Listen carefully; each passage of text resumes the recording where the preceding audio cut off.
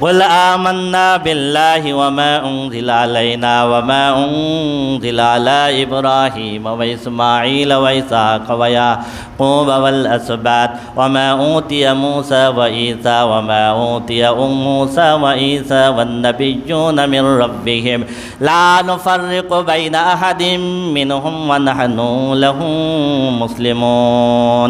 হে রাসূল, আপনি বলে দিন, ঈমান আনলাম সেইটার প্রতি যেটা আল্লাহ রাব্বুল আলামিন আমার উপরে নাজিল করেছেন।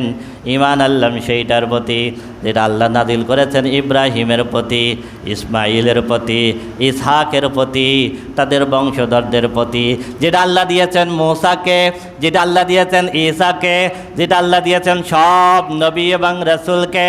লা নুফাররিকু বাইনা আহাদিম মিনহুম, প্রত্যেকে আল্লাহর নবী এবং রাসূল, এই ব্যাপারে আমরা কারোর ভিতর কোনো পার্থক্য করি না। ওয়া নাহনু লাহু মুসলিমুন, আমরা সবাই একমাত্র আল্লাহর কাছে আত্মসমর্পণ করলাম। সুবহানাল্লাহ।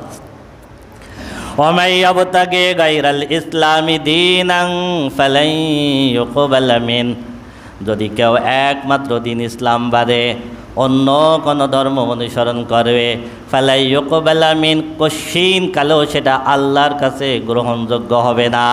ওহুয়া ফিল আখিরাতি মিনাল খাসিরিন, বরং আখিরাতে সে মহা ক্ষতির অন্তর্ভুক্ত হয়ে যাবে। ইসলাম বাদে যদি কেউ অন্য কোনো ধর্ম গ্রহণ করে, কশিন কালেও সেটা আল্লাহর কাছে গ্রহণযোগ্য হবে না, বরং আখিরাতে সে মহা ক্ষতির অন্তর্ভুক্ত হয়ে যাবে।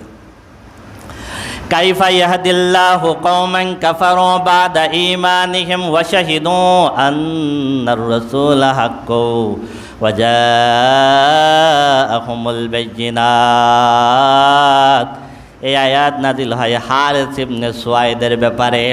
হারিস ইবনে সুয়াইদ রাসূলের একজন সাহাবী ছিল। উহুদ যুদ্ধের সময় তিনি মুসলমানদের সাথে বের হলেন। হারিস ইবনে সুয়াইদ মুসলমানদের সাথে বের হলেন। উহুদের ময়দানে যখন যুদ্ধ শুরু হয়ে গেল, উনি যুদ্ধের ময়দানে কাফেরদের সাথে যোগ দিলেন। কাদের সাথে বলেন? কাফেরদের সাথে যোগ দিয়ে দুইজন মুসলমানকে শহীদ করে ফেললেন। এই দুইজন মুসলমানকে শহীদ করার পরে তিনি কাফেরদের সাথে আবার মক্কায় চলে গেলেন। মদিনায় ফিরে আসার পরে রাসূল আকরাম সাল্লাল্লাহু আলাইহি সাল্লাম ওমর রাদিয়াল্লাহু তাআলা আনহুকে নির্দেশ দিলেন, ওমর, হারিস ইবনে সুয়াইদকে তুমি যেখানে পাবা তোমার সামনে পড়ার সাথে সাথে ওর কল্লা উড়াই দিবা। ওমর রাদিয়াল্লাহু তাআলা নির্দেশ দিলেন, তুমি মক্কায় যাও, যেখানে ও তোমার সামনে পড়বে, ওরে যেহেতু আমাদের সাথে গেছে, গিয়ে আমাদের বিরুদ্ধে যুদ্ধ করে আমাদের দুইজনকে শহীদ করছে, তুমি যেখানে পাও সেখানে ওকে হত্যা করবা। ওমর রাদিয়াল্লাহু তাআলা আনহুর ভয়ে মক্কায় হারিস গোপনে পলাই বেড়াতো। এইরকম কিছুদিন অতিবাহিত হওয়ার পরে একটা সময় সে তার ভুল বুঝতে পারল। ভুল বুঝতে পেরে খাঁটি মনে তাওবা করার চিন্তা করলো। চিন্তা করে তার ভাইকে মদিনায় পাঠালো রসুলের দরবারে। রসুলের দরবারে সে বলতেছে, রসুলকে বলতেছে, আমার ভাই হারিস আবার ইসলাম ধর্মে ফিরে আসতে চাই। রসুল আকরাম সাল্লাল্লাহু আলাইহি ওয়াসাল্লাম বললেন, এটা কীভাবে সম্ভব? আমি তো তাকে হত্যা করার নির্দেশ দিছি, হবে না। আল্লাহ রাব্বুল আলামিন আয়াত নাযিল করলেন, কাইফা ইয়াহদিল্লাহু কওমান কাফারু বাদা ঈমানিহিম ওয়া শাহিদু আন্নার রাসূলা হাক্কু ওয়া জাআহুমুল বায়্যিনাত। এমন ব্যক্তি কিভাবে হিদায়াত পেতে পারে যে ঈমান আনার পরে আবার ঈমান থেকে দূরে সরে যায়, অথচ সে জানে রাসূল সত্য। ওয়া জাআহুমুল বায়্যিনাত, তার কাছে সত্য দিন এসেছিল এবং সে সত্যটা জানে। আল্লাহু লা ইয়াহদিল কওমাজ জালিমিন, জালেমকে আল্লাহ কখনো হিদায়াত দেন না। ইসলাম থেকে যদি কেউ বের হয়ে যায়, সে কিভাবে হিদায়াত পেতে পারে? উলাইকা জাযাউহুম আন্না আলাইহিম লানাতুল্লাহি ওয়াল মালাইকাতি ওয়ান নাসি আজমাইন, বরং তার শাস্তি হলো তার উপরে আল্লাহর অভিশাপ, ফেরেশতাদের অভিশাপ, সমস্ত মানুষের অভিশাপ। খালিদিনা ফিহা লা ইউকাফফাফু আনহুমুল আযাব ওয়া লা হুম ইউনজারুন, আখিরাতে সে চিরদিন জাহান্নামের ভিতরে থাকবে, তার শাস্তি কোনো সময়ের জন্য কমানো হবে না। এতগুলো কথা বলার পরে আল্লাহ রাব্বুল আলামিন শেষে আরেকটু বলতেছেন, ইল্লাল্লাযীনা তাবু মিন বাদি যালিকা ওয়া আসলাহু ফাইন্নাল্লাহা গফুরুর রহিম। তবে কেউ যদি মনের থেকে তাওবা করে নেয়, কেউ যদি খাঁটিভাবে তাওবা করে নেয়, ওয়া আসলাহু নিজেকে যদি সে সংশোধন করে নেয়, ফাইন্নাল্লাহা গফুরুর রহিম নিশ্চয় আল্লাহ ক্ষমাশীল এবং দয়ালু। সুবহানাল্লাহ। এই আয়াত নাযিল হলে রাসূল সাল্লাল্লাহু আলাইহি ওয়াসাল্লাম আয়াত লেখে মক্কায় হারেসের কাছে পাঠাই দিলেন। মক্কায় হারেসের কাছে যখন এই আয়াত পৌঁছালো তখন তিনি চিৎকার দিয়ে বললেন, আল্লাহর রাসূল সত্য বলেছেন, আর গোটা বিশ্বজগতে আল্লাহ সব থেকে বড় সত্যবাদী। সুবহানাল্লাহ। এইবার একদিকে ওমর রাদিয়াল্লাহু তাআলা আনহুকে নির্দেশ দেওয়া, ওকে পেলে হত্যা করবা, আর অন্যদিকে হারেসের কাছে আল্লাহর আয়াত পৌঁছাই গেছে। হারেস এই আয়াত নিয়ে সাহস করে মদিনায় আসলেন। ওমর যদি আমার সামনে পড়ে আমি ওমরকে কোরআনের আয়াত দেখাই দেব। সুবহানাল্লাহ। এইভাবে আয়াত নিয়ে তিনি রসুলের সামনে চলে আসলেন।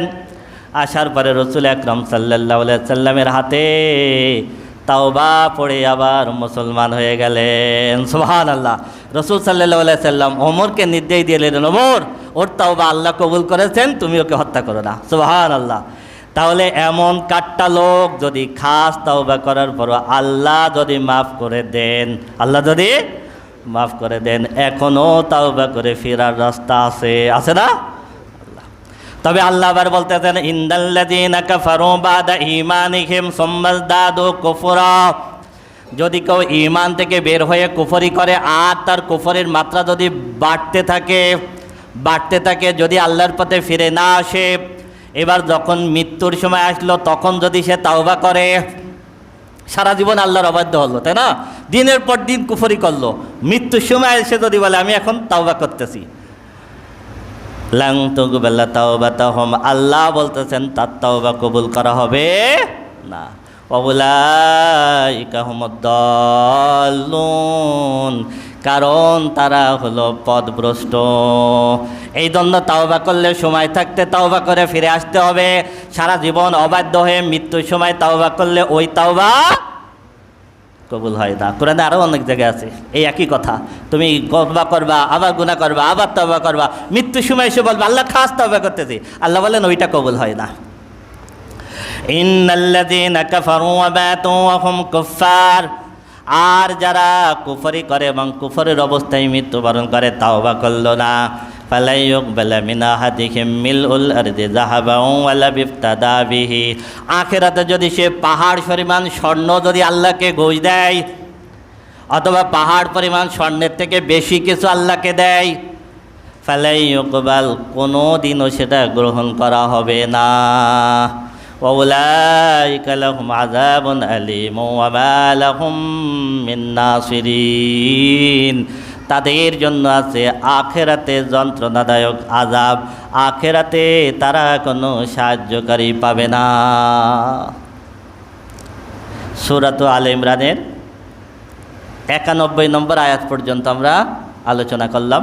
আল্লাহ রাব্বুল আলামিন তৌফিক দিলে এরপরের থেকে আমাদের আজকে 3 নম্বর পারা শেষ হলো।